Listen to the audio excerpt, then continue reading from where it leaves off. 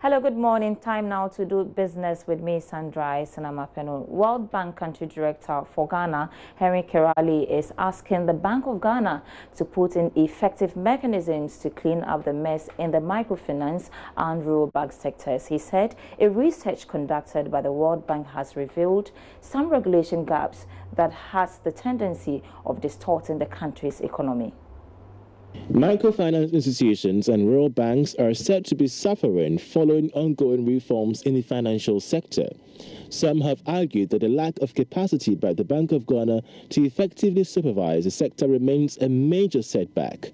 At the Making Ghana Finance Week celebration in Accra, Country Director of the World Bank, Henry Kerali, pledged his outreach support to remedy the situation. Too numerous. There are literally thousands of these microfinance institutions, rural and community banks, savings and loans institutions, and so on. And so when you have such a large number, then it's way beyond the capacity of BOG as at present to be able to supervise all of them individually. So what we are trying to do is to work with BOG to strengthen its capacity, both in terms of number, but also put in place systems whereby maybe BOG doesn't have to supervise each individual MFI or RCB or whatever. So there has to be a system in place that enables a broader reach of BOG to these much smaller institutions, and also the regulatory framework needs to be put in place by government. The topic for discussion to open the forum was mobilizing private and public financial resources to accelerate the achievement of sustainable development goals in Ghana. Presidential advisor on SDGs Eugene Owusu tells Joy Business that government is making progress in achieving said goals.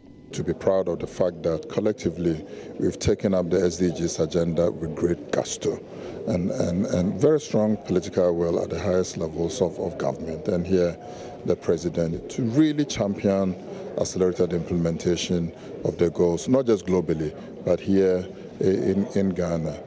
Very practical things that we certainly have done in terms of the architecture to support implementation, which is seen as a best practice. The high-level ministerial committee, which is chaired by the Minister of Planning, which meets on a quarterly basis to track progress and to look at where there are challenges and then to propose recommendations for action. And here I'm talking about practical recommendations. The three-day event provides a platform for financial analysts and corporate bodies to discuss possible solutions for the development of sustainable funding for the UN goals.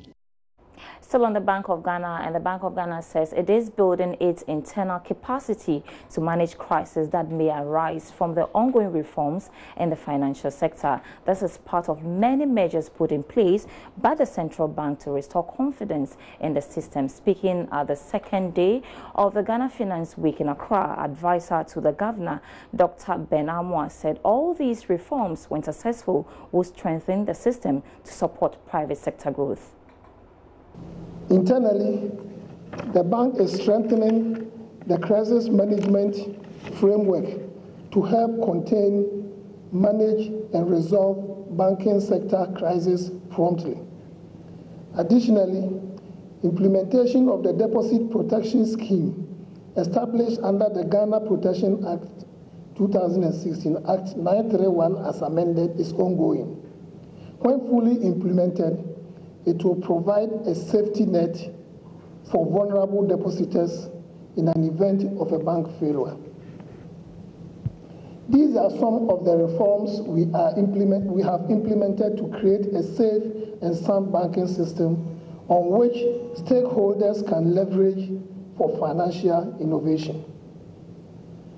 This must, however, be supported by ethical conduct and good corporate governance practices to sustain the stability of the industry and provide the right environment for innovative financing to help meet the SDGs.